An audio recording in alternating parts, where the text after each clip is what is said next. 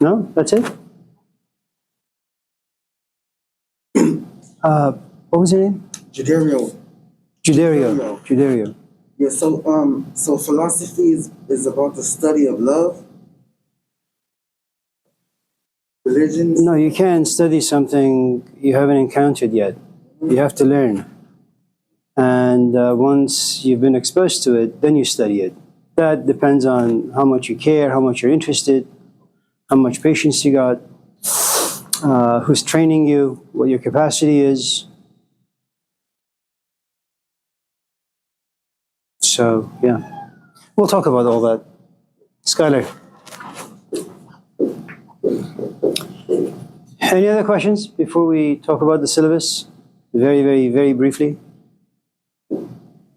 No one? Lilac?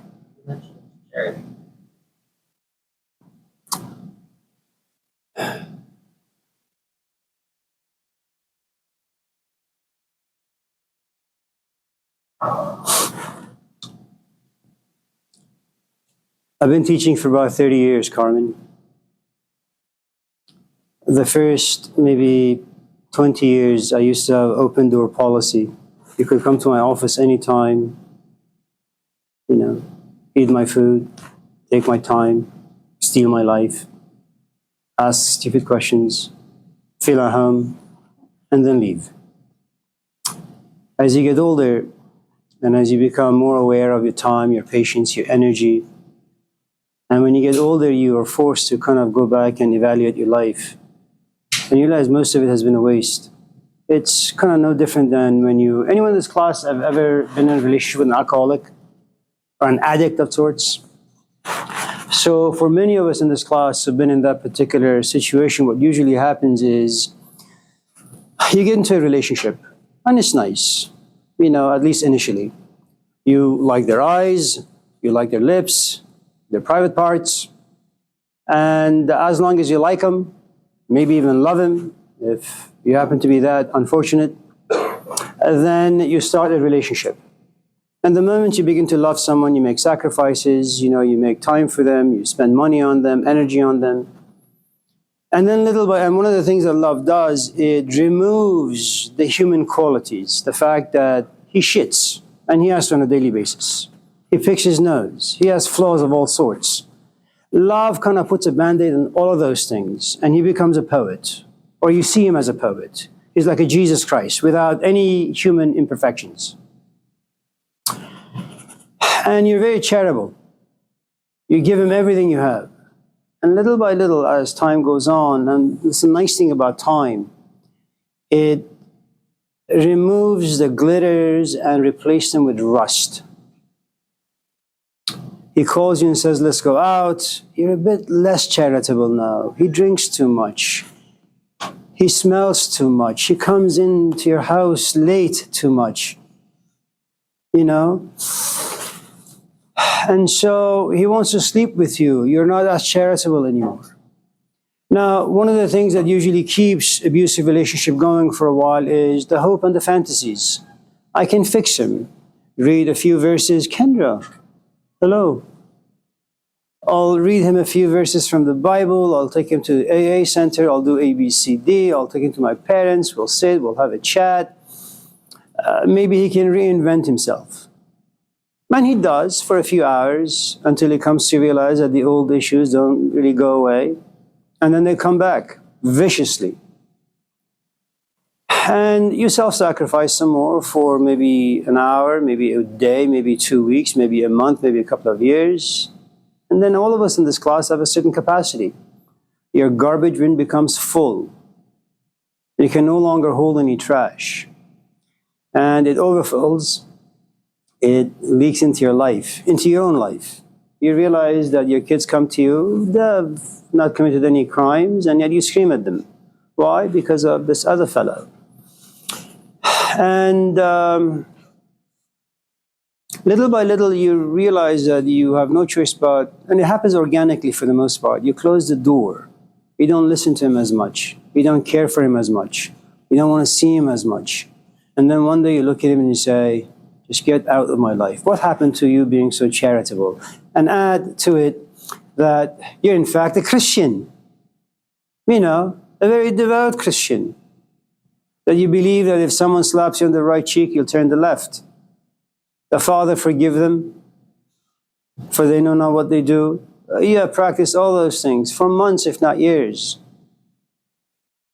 You know that hippie philosophy that Jesus is. And then after a while you realize Jesus is wrong. You become Moses. Next time he screams at you, you scream back. He slaps you, you slap him back. So you become less charitable as you become more insightful, more wise, more reflective. You understand more.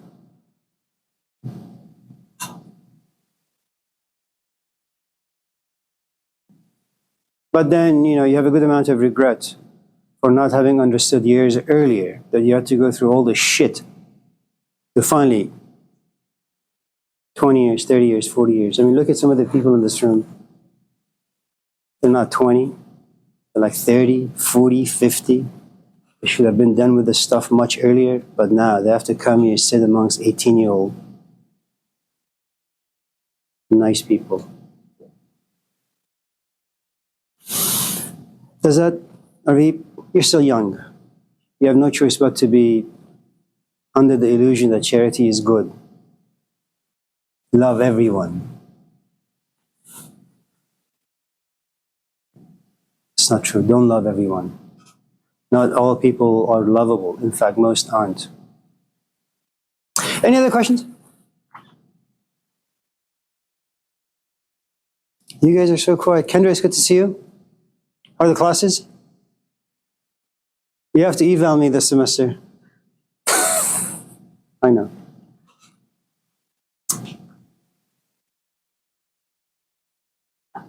You have a question? Ashley? I had a student like you about 30 years ago. What do you mean? She was like you. Okay. Wearing a hat? Something like that.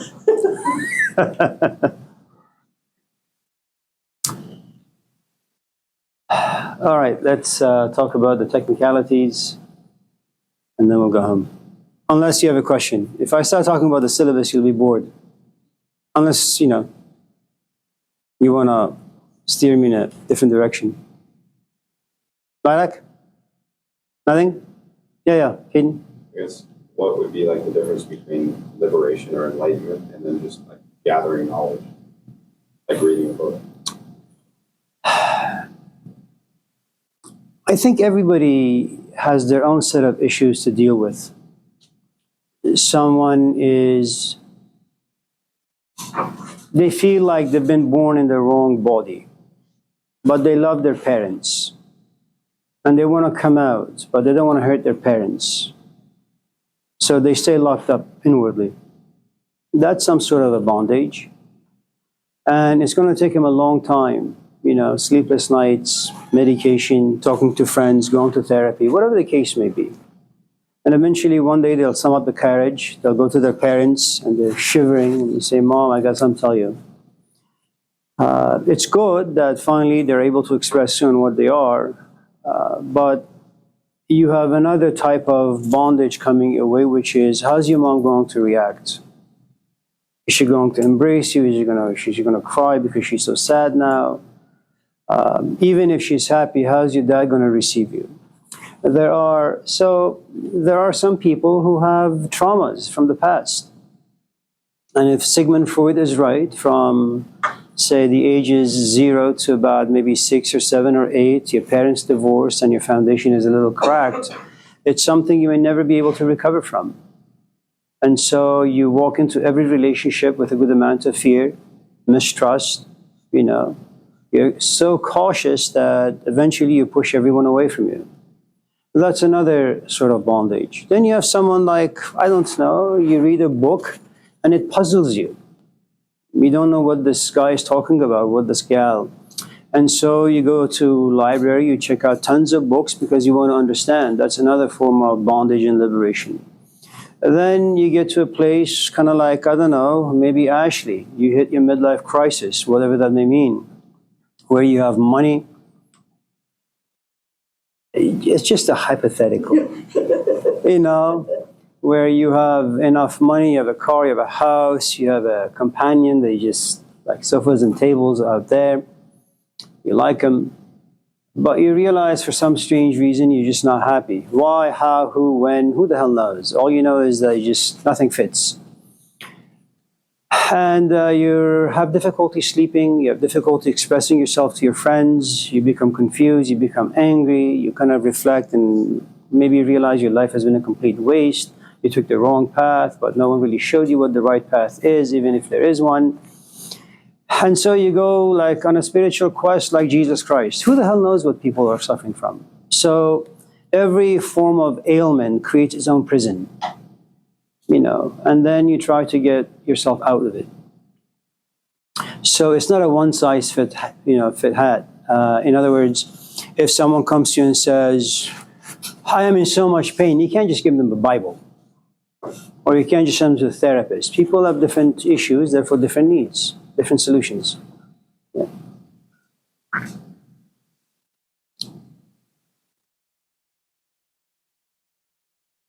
How tight are your string rackets?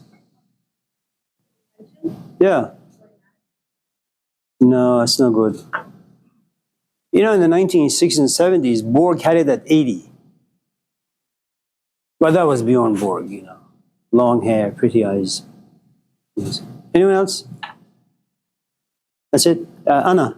I guess I'm wondering, like, you talk a lot about, like, people going on their spiritual journeys and, like, their journeys of, like, personal growth, and talk about how it's, like, a very, like, painful experience, and, like, you have to kind of become one with your own pain.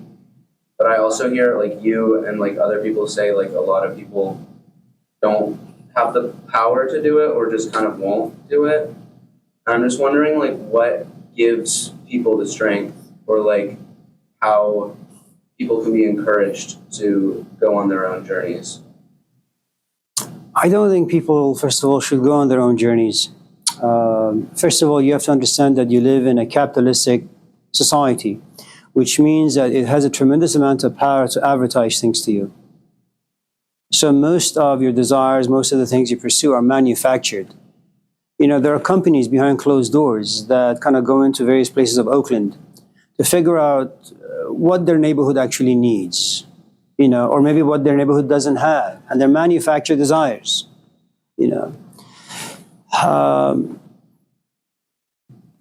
It's kind of like the way perhaps more conservative traditional people used to do it, which is like relationships. Just these ridiculous human relationships that we have no choice but to get involved with. Life is a long road. Human beings are, for the most part, lonely and pathetic, and you just need to have someone in your life. Now, you're 18. You don't really have tools to figure out who's good for you, who's right for you. You're hardly sufficient unto yourself, and now you want to bring another human being, right? So next time you find yourself in a very difficult place in life, and maybe you have found someone that you like, well, take that person to someone who has actually lived life, has understood, the power of money, the power of stability, the difficulties of life. And let your mom, your dad, your elders, figure out if this person is right for you. Maybe that person is right, but you're in the wrong place. This American culture is all about you can do it on your own. That's not true. It may be that you can go to IKEA and figure things out, but when it comes to life, there's a reason why we have cultures, and there's a reason why cultures create stories. Stories keep you alive. You think, consider like long-term relationships. What keeps people together are not what they're doing at that time. If you've been with someone for 10, 15, 20 years, that relationship is dead. The only thing they have in common are the stories they share. Remove the stories and they have no relationship. The stories create guilt, they create shame, they create fear, and these are good things to have. It takes a long time to create stories. And when you say you want to take this journey on your own, what you're saying is human beings have been around for about, let's just say recorded history, 5,000 years old. You want to get rid of 5,000 years of history, of people living life, writing their experiences down, and you're going to say, you know what, they're all trash. I'm going to do this on my own. That's stupid. You know, if you want to go on any journey, first of all, figure out what that journey is. Then go read about it. Ask people who've been on that journey. Seek advice. Don't go anywhere on your own. It's dark, scary. Other people, including books, are like flashlights. Benito, yes? Yeah, I'm wondering if you have any comments on charity as something or as an economic thing that emerges from an underlying economic system, rather than looking at charity in this kind of metaphorical, well, sort of metaphorical way of like practical, Sure. individual situation. It's like, for instance, someone partnering with addiction. Rather than that, what about charity as something that emerges from an actual base structure, particularly economic? I'd like to give everyone an A in this class. It's a good form of charity, you know, to see everyone equal, everyone having almost the same capacity. I'd like to see everyone graduate, you know, leave Oakland for bigger, better places, get into healthy relationships, go to a 4-year school. It's like money. You know, you have intellectual wealth, you have physical wealth, right? But the truth is, I can't do that. Some people are just not ready for it. Karl Marx was right in some ways, wrong in many ways. And whenever you live in a community, I mean, consider this. There are some people in this class who are very, very attractive. That by itself is going to fetch a lot of attention. Biology creates injustice amongst people, period. You're a nice-looking man. William is not such a nice-looking man. I'm just kidding, right? So what's going to happen? I'm going to look at you more. There is something about my 5 senses that says to me, unconsciously, you know, Benito is pretty. Well, is it true that William may come to me after class and say, well, you know, can't you give me some attention? Well, I can look at you and puke later. I don't want to do that. That's what biology does. I mean, that's how life is. The other thing you need to understand, all these ideas about justice and fairness and equality, they are the invention of the late 18th century. You know, which is, there is this idea that all people are equal. They're not. That all people are pretty. They are not. That all people smell good. They're not. That all people are deserving. No. That's just not the way life works. What about charity is a bit more of a concrete concept? There is no concrete concept. As you age, you be... Charity as something that emerges from a lack in something more structural. Do you have any comments on that?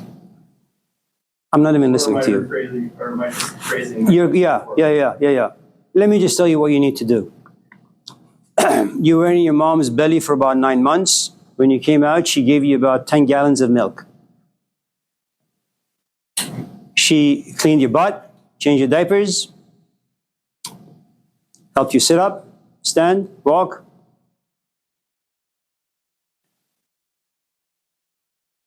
It would be charitable to give her a call and say, Mom, I'm shipping you 5 gallons of milk from Safeway. What about charity? Allahu Akbar. Ashhadu an la ilaha illallah.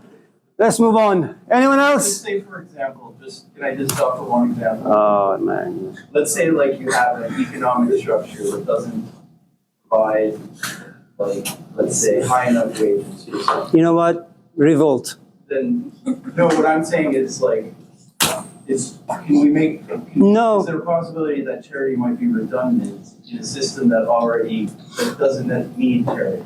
Like, is there any way to interpret charity in that sort of concrete way, rather than in a kind of individualized, set of circumstances that an individual might face, such as like me and my mother, or this person living with someone, or no, there's no systemic. I'm sweating because I'm frustrated. And I don't want to take a shower again today. Okay. Anyone else? I'll keep my mouth. No, it's good. Yeah, Emlyn. You said that there's some people that are unlovable, but can they become lovable? Yeah, if they do as you ask. Or what would the measure be? Well, look, imagine that you've missed a few classes. You come to me and you say, my name is Emlyn whatever. I've missed a few classes because of A, B, C, D. I'm going to feel bad for you. I was once a student. I haven't forgotten what it means to be a student, right? And not liking a class or not liking school. So I'm going to look at you and say, listen, Emlyn, you're an immigrant. At least your parents are. Me too. You know what? Fine. You can redo the assignments. You can, it's a blank slate. You can start over again. And then you keep missing classes. And then you keep missing assignments. I loved you the first time. And because of that love, compassion, empathy, whatever you want to call it, I gave you a chance. When you shit on it, you become unlovable. And when you come to me the second time, I'm just not even going to listen to you. Oh, I shouldn't know. Yes, Dan. So when people make mistakes, intentional or otherwise, how much of like intention of their action, I don't know, like Sure. or reacting to it?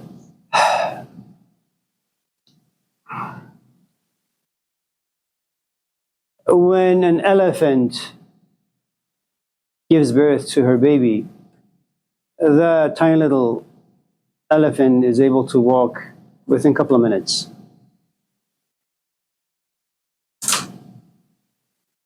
A tiny little bird is pushed out of her nest by her own mother after maybe a few days. Most of the animals, if not all, they're able to kind of walk into life just after a couple of days. Human beings are very, very, very different.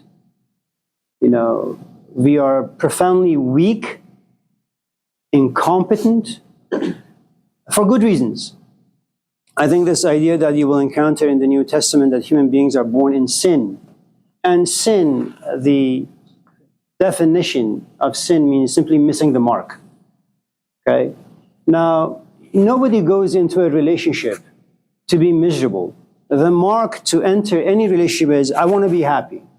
I want to find my soulmate. I want to laugh. I want to have a good time with my partner. That's the goal you have. But you have a physical part, your physical body, that's enormously complicated. You have an emotional body. In other words, you have all these desires. Some you understand, many you don't. Okay? Many of the desires come from the outside, and some come from your own psychology.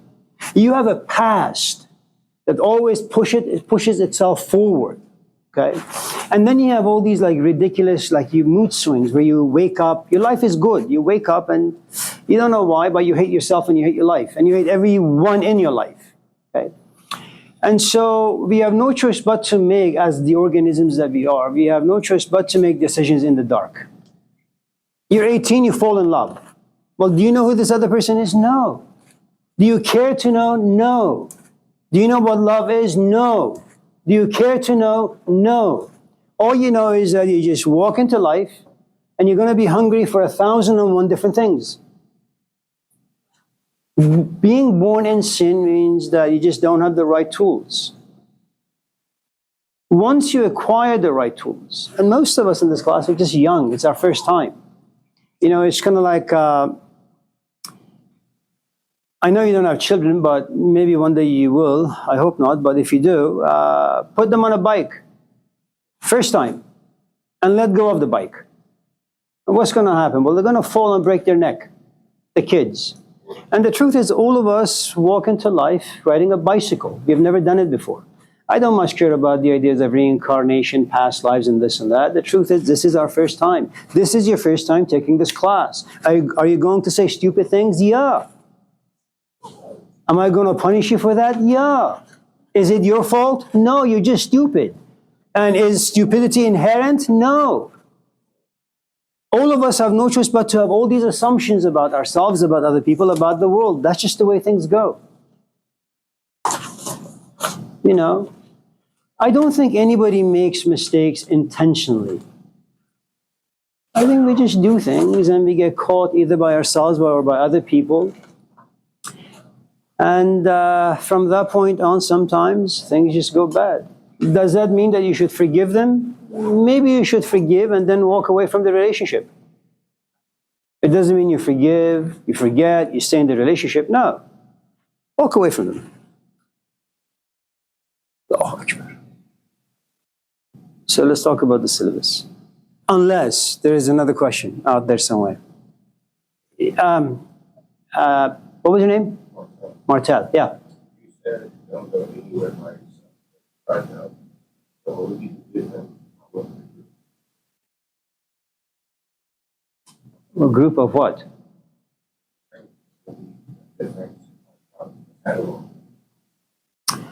It takes a long time to create friendships. You can have friendships where people just have sex. That's one kind of a group. You can have a group where people sit and talk about their emotions, what their father did, what their mother did, what capitalism did, what charity is. You know, you can have intellectual groups, you can have spiritual groups. Now, if you happen to be all about sex, for example, no one would want to hang out with you intellectually or physically. You're just undigestible. So every person, because of where they eventually stand, they're going to gravitate towards the group that fits them the best. I don't smoke. I don't drink. In the past 50 years, I have never invited anyone who smokes or drinks to my house. I just don't want to be exposed to that stuff. I don't want my kids to be exposed.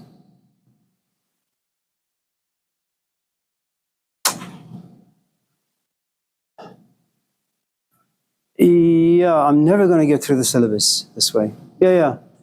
In the pursuit of happiness or liberation, would you choose passion or stability? And how would you explain those two? Well, if we go by what Benito had asked earlier, some people's passion, I live very close to Angela Davis. I don't know if you know who she is.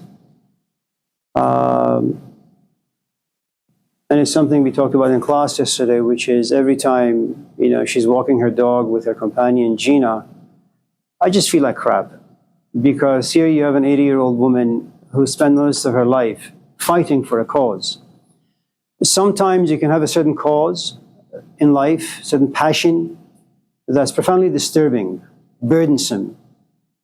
It's difficult, and yet it makes you happy because it's so meaningful.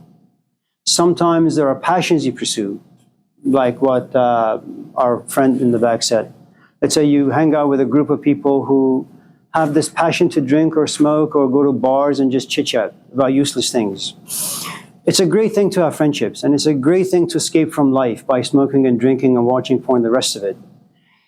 When time passes, you kind of go back and you say, did I really spend my 5 or 10 or 15 good years smoking and drinking? That sort of passion, and that particular kind of passion eventually becomes meaningless. And it causes a good amount of regret and remorse, you know. So it really depends on the other thing that you should understand about the word happiness. It comes from the word hap, which means luck.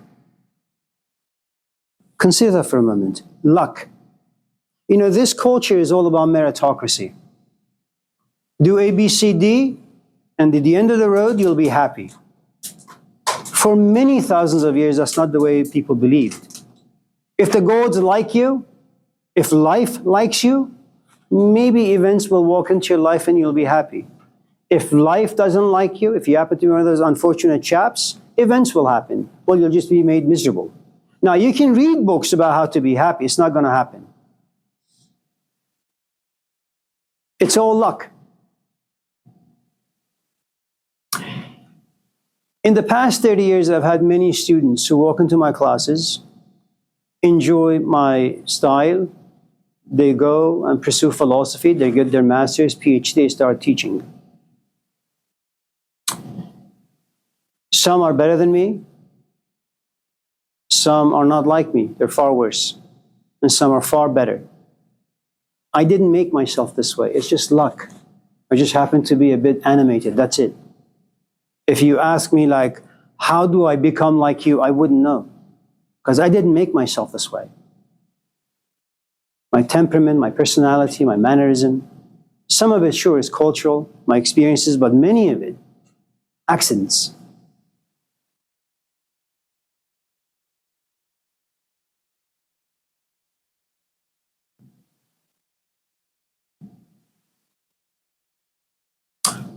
Anyone else before we, Ashley? I was wondering if you could talk about the syllabus. You're so boring. Yes, let's talk about the syllabus. So my office is in the tower building, that tall cement building. I'm on the 4th floor, room 402.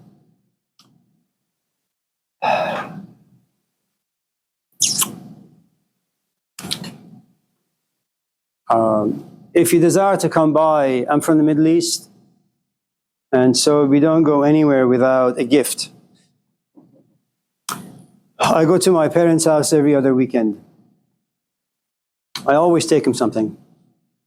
It's just part of the culture. So when you come to my office, make sure you have like a present to give me. Your question is not a present, it's a curse. Your question is no good. Your issues are no good. So I'll be straightforward. I like coffee, like French roast, dark.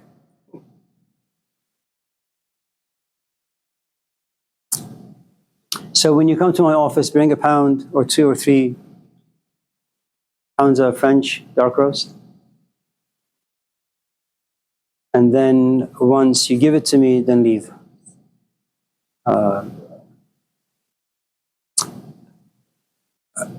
Since I'm from the Middle East, you should know that I am very bribable.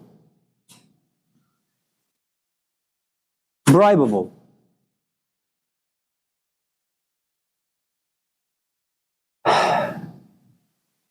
So let me tell you how this works. You give me things, like lots of things. And then at a certain point, I have to give you a grade. And when I come to your name, all of a sudden, all these images come forth. Here's this poor chap who walked all the way to Costco, bought 50 bags of dark French roast coffee beans, spent thousands of dollars, carried them on his or her back, walked all the way home, then came to my office, gave them to me. Surely, that deserves something. That's an automatic C. I can't fail you because you've been so charitable. I'd feel profoundly guilty. It'd be a shame for me to fail you after all the money you've spent on me. And you don't spend money on things you don't like, on people you don't like. Maybe the first couple of times you're forced. But if you keep doing it every week, it means that you think about me. Not only do we have an intellectual relationship, we also have an emotional relationship. Also, a transactional relationship.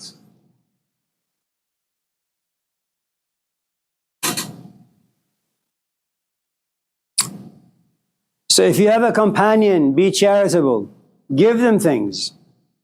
It'll be difficult for them to leave you. Spend time with them.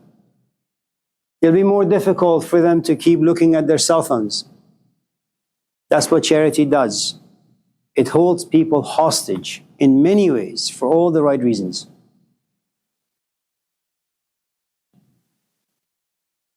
I spend a lot of time with my kids, not because I like them. And that's another thing you need to understand. Your parents love you, but they're not going to like you for a long time. To like someone is to look at their life and say, yes, I like their companion. I like their job. I like the way they speak. I like the way they think. I like the way they're able to make life decisions. Liking takes time. Loving, the moment you're born, they love you.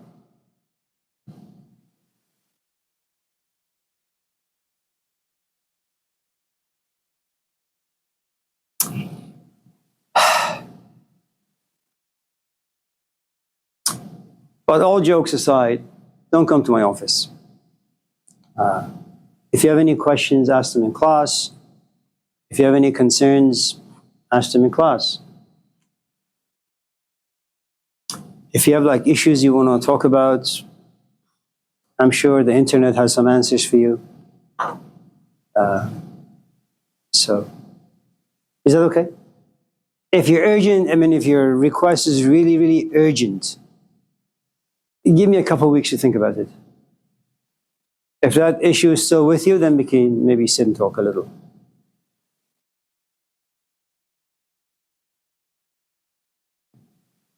How's that for charity, Carmen?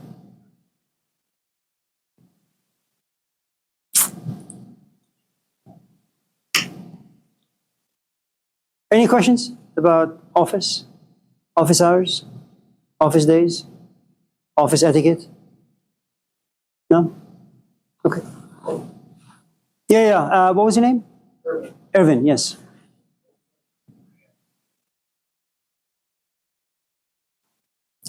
For economic reasons, since Benito likes those things, you should always go to Costco. But you should be very cunning when you go to Costco. Grab a few bags, put them in your basket. As the teller is about to scan them, when they're not looking, razor the bags and say, oh, they're torn. And he will most likely try to toss them in the trash. You say, well, since you're going to trash them, can I just have them? And there's a good chance they'll say yes. And you'll get them for free. I do teach ethics, by the way.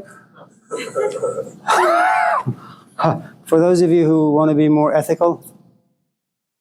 Oh, okay.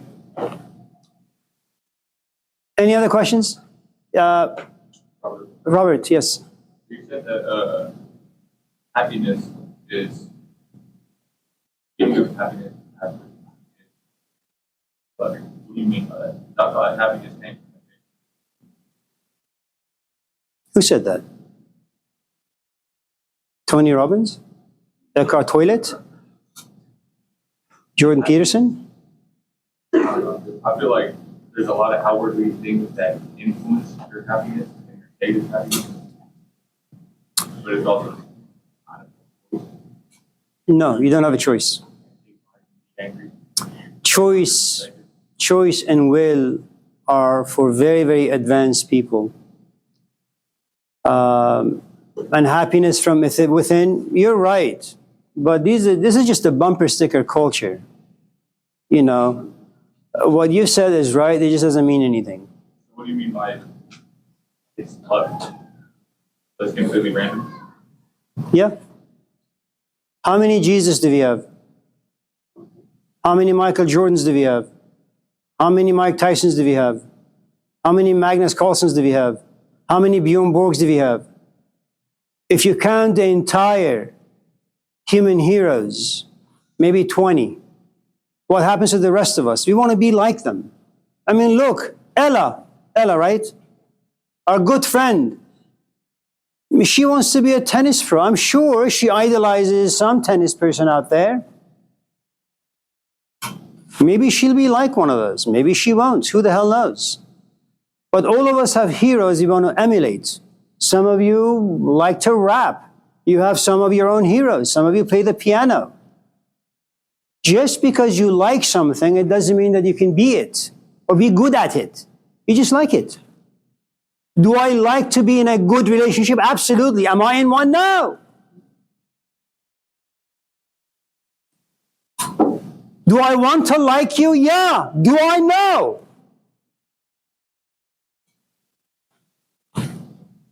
Some people, you just look at them and you gravitate towards them. Why? Who the hell knows? Some people, you look at them and you want to vomit. Why? You don't know. I mean, what you say is right. It's just complicated. And I think you should appreciate the complications.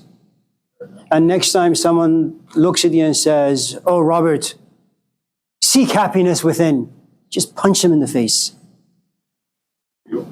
Good job.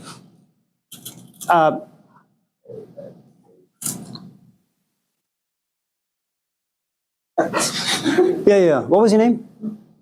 Yeah, Jason, yes. I was gonna say, like, if it's all love, then wouldn't that, like, validate everything we try to do with our actions? Because if that has no effect on the love that we get, why would we win? Well, you do things, first of all, as human beings, we are engaged animals. You can't just lay in your bed. It doesn't work. You know, you go to sleep, you open your eyes, and you say, okay, what am I going to do with my day? Now, your life may be pathetic, but you're going to do something that moves your body.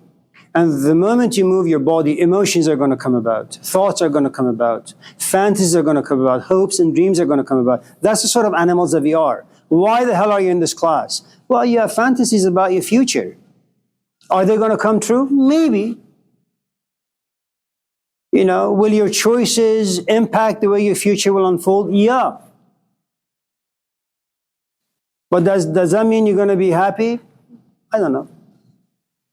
It depends on the sort of advertisement being sold to you. It depends who your heroes are. It depends what your parents expect of you. It depends what you expect of you. So there are lots of things. Yeah, Anna. I have a follow-up question to my last one. So you said that, like, other people's advice, or people who have, like, gone on that journey before, their advice is like a flashlight in the dark. And, like, I think that advice is very valuable, but isn't that also, like, casting shadows, like how you said in the allegory of the cave video? Like, at some point, you're always going to have to journey within into the pure darkness. Like, the flashlight will only get you so far. Imagine you come to my house with your companion, and I'm going to tell you it's really good. You should go for it. Okay? You have your own history, you have your own temperament, you have your own personality, you have your own passions and desires. So does your companion. Okay? Now, the foundation of this relationship is really, really good, but the branches, they're going to create a good amount of friction. That's on your own. You got to work on that. By yourself, with your companion, most often by yourself late at night, while you're just weeping. You know, people can give you all sorts of advices, but eventually, you know, the hard work is on you. I mean, Ella has a coach. What can a coach do? Well, serve this way, your backhand, your volley, your forehand, you know. But she has to be mindful, be aware, pay attention, like the sport enough to make sacrifices, you know. The other thing is, I think you should really pay attention to what Sigmund Freud had said some years ago, which was, if you want to change, the first order of business is you need to love your therapist. I mean, love your therapist. And this is not the proper culture for that stuff, okay? But loving someone means whether they're offering you poison or honey, you take it because you love them.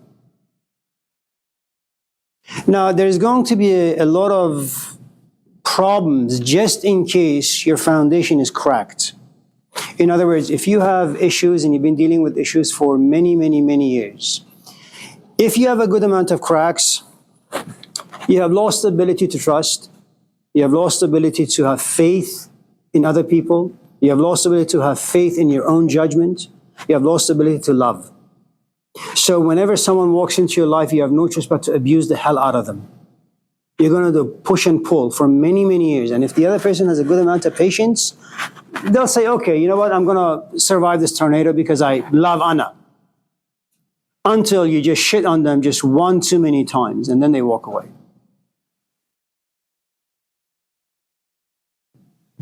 So, like everything else for us human beings under the sun, complicated.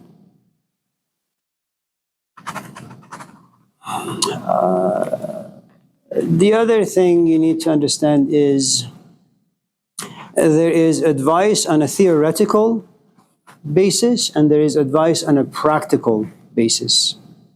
In other words, some people don't have very much life experience, but they've read a lot of books and they think really, really well.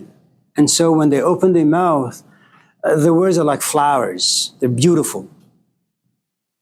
Some people not only have the theory, they also have the application. You know, you can go and read Karl Marx, be charitable, then go to Telegraph in Berkeley. Start Telegraph on Ashby, where you see a lot of young kids on the streets with the dogs and a stupid guitar. Okay? Feel bad for them. Be charitable. Start giving them some money. I assure you, after you do this 5 times, you're going to go back into your car and run away. That's the limitation of charity. Put in application. So always seek advice from those who not only have theory, but also its application. Right? What does she know?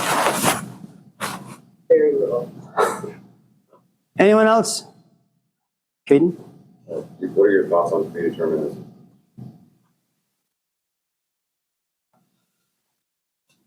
Good luck with classes. Enjoy them. Good to see you.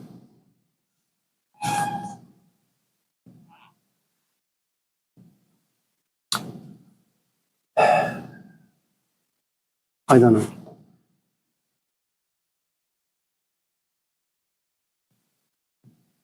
Anyone else? Okay. Antoine. Seems like you have like a rather pessimistic, like you're like very pursuit for biology. I'm sorry? Seems like you have a very pessimistic view. You're very forsaken for biology. Happiness is a matter of life. I was wondering, where does that leave you with the ethics of bringing a child into the world? What do you mean? Well, I'm just kidding. Children. Yuck. So, we can't talk about children without first talking about sex. And we can't talk about sex without really talking about the human body.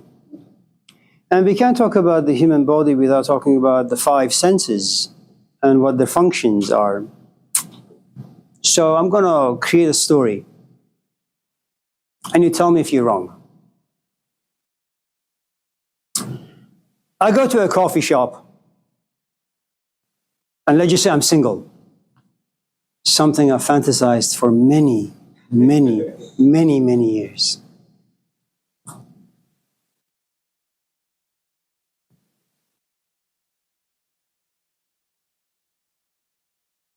And I'm minding my own business, you know. I'm reciting the Jesus prayer within, as Robert would say, because I seek happiness from within. Jesus Christ, Son of God, have mercy on my soul, the sinner. And all of a sudden, I hear a voice. I'd like a latte. So silky, so smooth. It arouses my curiosity. I turn around, and there she is. Let's call her Lillian. Abi, hello. Root word, Lily, which means lady of the night, the creator of chaos. Ooh. I turn around, beautiful eyes, full lips. And I have no choice but to map out her body. You know how you go to Safeway and You hold this gun and it scans the item. I scan this young woman, or maybe old. You know why I do it? I don't know why my eyes tell me she's so attractive. I don't know why I'm aroused in all sorts of different ways. I am really held hostage by my body, by all these synapses that work without even me wanting them to work. I was minding my own business. It just happened.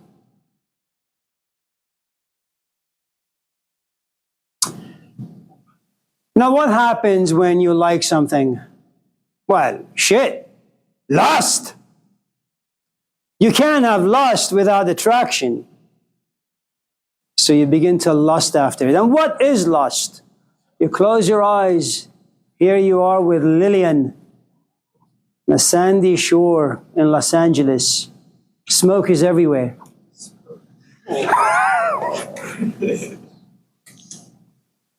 And both of you are naked, waiting for the fire to consume both of you.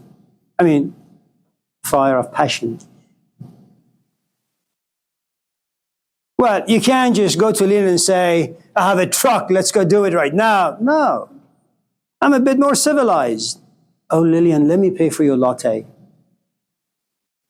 I'm not even thinking about sex. All I know is that for some strange reason, I'm attracted to Lillian. God knows why.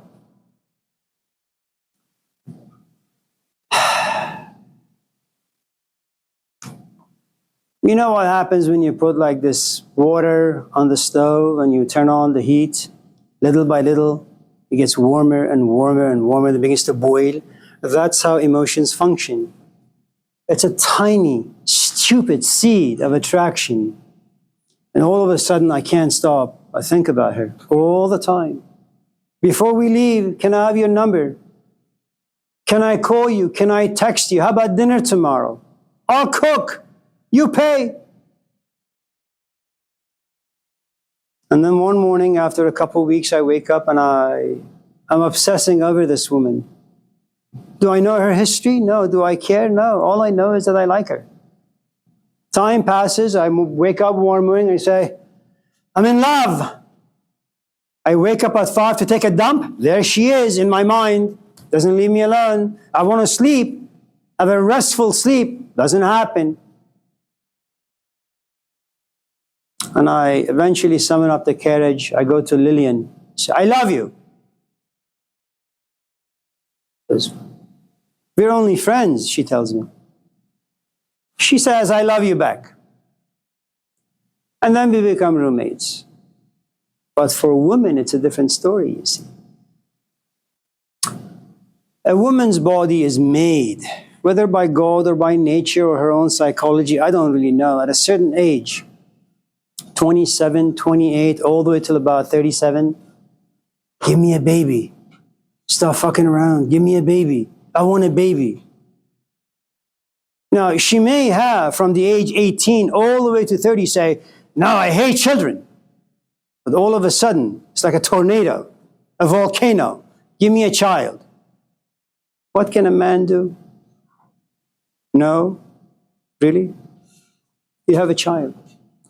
Now, there is another thing you should consider, and that's biological evolution. We've been around for a few million years. There is one single reason why we've been around: sex. You don't think about sex, you have sex. You don't think about having children, you have children. Nature has injected this desire inside you. Why? Because every organism desires to protect itself. Human race, for some strange reason, it wants its thing to continue. It's something that Charles Darwin talked about. I have friends who currently have cancer. It's a living organism. But they have other organs, healthy. They are fighting cancer. It's a losing fight. But what you have are two living forces wrestling this thing out. One will win. Anything that's alive will desire its existence to continue. If you have trauma inside you, Your father did this. Your ex did that. That's a living organism. It has emotions in it. It has thoughts in it. It has passions in it. It has a notion of justice in it. It has shame in it, guilt in it. You can't get rid of these forces easily. They are living. Because the moment you get rid of them, you will no longer have those emotions. You'll be empty. And that's not what your organism desires, unless you can bring about other more powerful emotions inside you. Why did I have children? Why are you here? A simple reason. A man and a woman have sex. All of a sudden the woman says, I am late. Or maybe you plan it. You didn't plan to take this class to be harassed, did you? No. You don't plan to go on the highway with your car to get banged into. No. None of us plan anything. Things happen. Children happen. When I had children, I was guided by one thing. I'll be the best father. I'll have the best life. But these are all theories, hypotheticals. No one really understands what it means to have children. Robert talks about inward or inner happiness. It's just talk. The moment you have children, then charity comes about. Public school, private school. And do you think what, you can tame your kids? No. Ask any mom, ask any dad, they will tell you in moments of honesty, if they had a chance, they would have never had kids. But, if you're lucky as parents, and when time passes, you kind of look at your kids and say, I have beautiful children. But children are not an act of reflectiveness, especially when you look at life being such a mess. 100 years ago, things were much easier. Much easier. Because your only sources of advertisement were religion, your parents, and your tiny village in which you lived. Parents didn't really have to watch their kids. We wouldn't have helicopter parents. The culture would protect your kids. Today? Are you kidding? It's impossible. My niece, she's 2. She knows more about technology than I do. And what happens when you're glued to your cell phone? Well, you learn how to be alone. But at a certain point you say, you know what, I don't have any friends. I want to make friends. But you've lost that ability because you were glued to your phone for 20 years. Yeah, William. I was going to say, I don't think 100 years ago life was that much better. It's like just getting out of World War I, World War II is on the way. I don't disagree with you. I think every generation has its own dilemmas. But I doubt very much that even during Depression, the 1920s and 30s, America had 60% of its population depressed. Like PTSD. No, we didn't have the language for it. If you don't have a word, it doesn't exist. Doesn't exist. Are you familiar with LGBTQ? What's the history of these 3, 4, 5 letters? How long they've been around? There you go. Child abuse, 1960s. Communism, 1800s, 1900s. Most of the stuff are new. Also about the cancer cells, if it's just like an organism trying to survive and be happy, you really be mad at it. I don't know, ask someone who's got cancer. Well, I'm not talking about the cell itself. I'm talking about a cell that lives inside somebody, and that somebody has this passion to live. My kids go to Persian school. About 10 o'clock last night, we got this email. So-and-so passed away. She was a dentist. 32. 2 small kids. She passed away. Now, death by itself is not bad. but leaving 2 small kids behind, that's pretty devastating. And leaving a husband behind who has to take care of these 2 kids, more devastating. What time is it?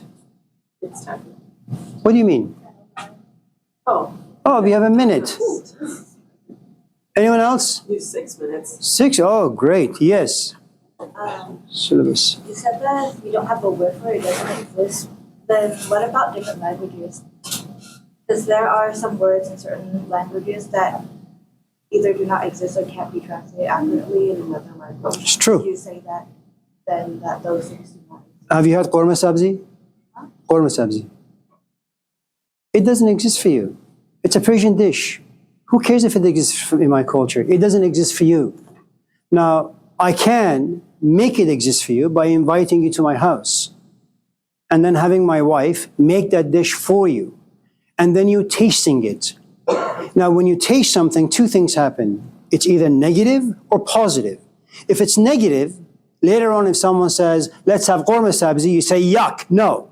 If it's positive, you say, yes.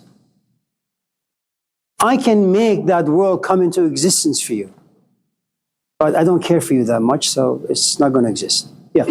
So the first assignment is to write questions.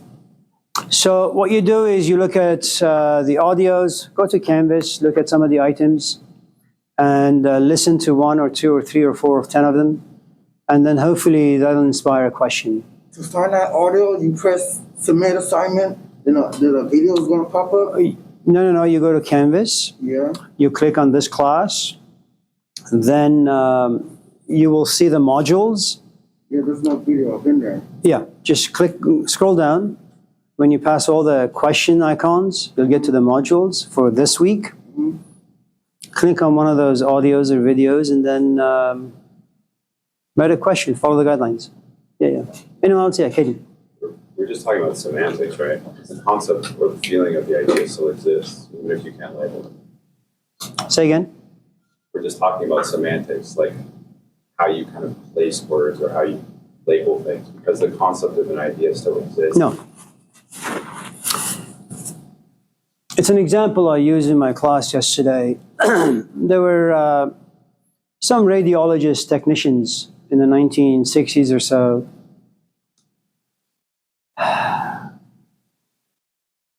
And one of them spit out child abuse. Now, if you've read the Bible, if you know anything about human history, if you know much about the African culture, the Middle Eastern culture, the Asian culture, my father slapped me, kicked me, belted me if I ever did anything wrong. It was never considered child abuse. We didn't have the language. Up to about 30 years ago, the word depression did not exist for us. And if the word doesn't exist, you don't have a constellation of other ideas. The moment you have child abuse, you have emotions attached to it.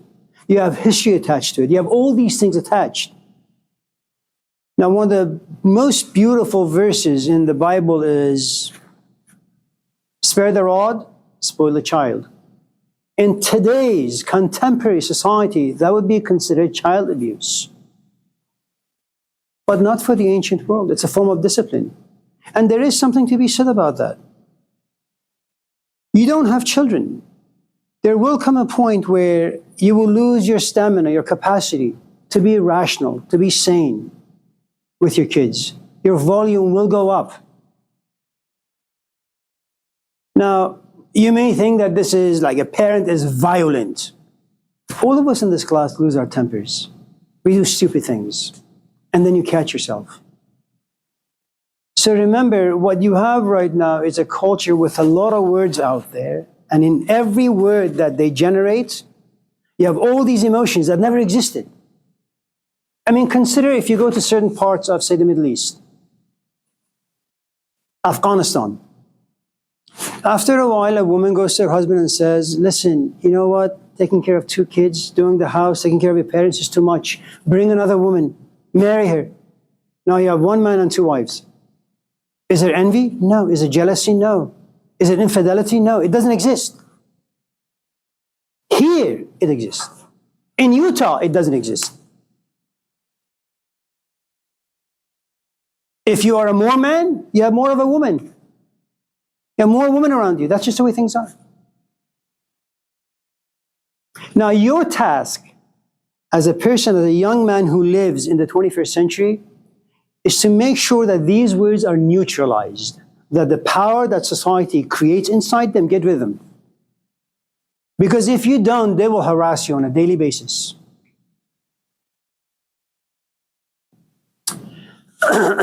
So, anyone else? We have like a minute. Emails. Let me just do the email and then we'll go home. Don't email me. It's on the syllabus, but try not to email me. But if you do, remember, always start with a greeting. Amir, hello, how are you? How's your family? By the way, and then your stuff. Always start with a greeting. Okay? Make sure that they can see that you're not a savage, that you have some culture. I am, for many of you in this class, at least 2-3 times older than you are. You don't have to like me. At least respect the fact that I am 20 years older. And don't do that just for me in this class. Do it for all your classes. Everyone you email, start with a greeting. It's a mature thing to do. Yeah. So is this the order you were speaking about? Yeah. Anyone else before we go home? Listen, do not be offended by the things I say or the way I say them. I don't mean to make fun of anyone in this class. All I can tell you is no one in this class is able to ask simple questions. It doesn't work. Human beings are enormously complicated. Society is enormously complicated. We all come from a history and a culture that's enormously complicated. So even though you may assume that your questions are simple and superficial, in my head, when I hear them, they are not. Okay? So don't mistake my passion for anger or making fun of you, belittling you, disrespecting you.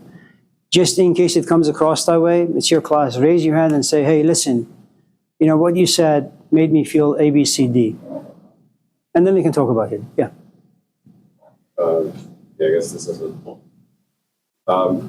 if you could predict, I don't know, like the actions or the paths of everything in the universe before you're even born, do you think you could predict someone's life?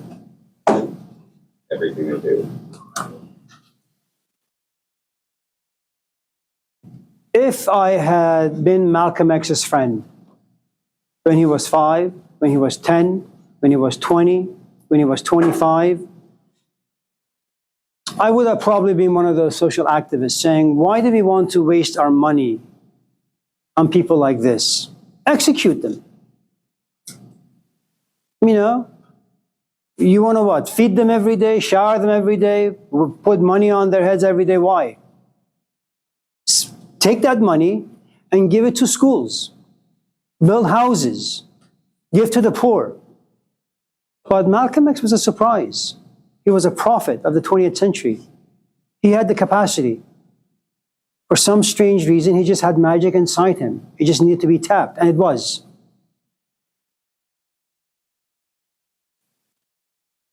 Let me just end the class with this story. My sister had a friend in Roseville High School. Her name was Anusha. She decided to commit suicide at the age of 16. And she wrote her last essay, supposedly her last essay for her English teacher. The teacher read it. Came to realize that this young woman can write. He called her into his office. They talked for a few hours. She went to Stanford, got her PhD in English literature. She teaches at Princeton. Nothing can be known about the future. People can surprise you.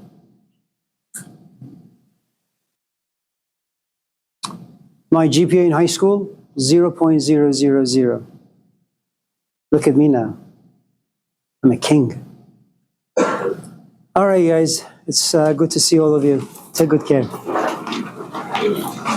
Thank you. Thank you. Thank you.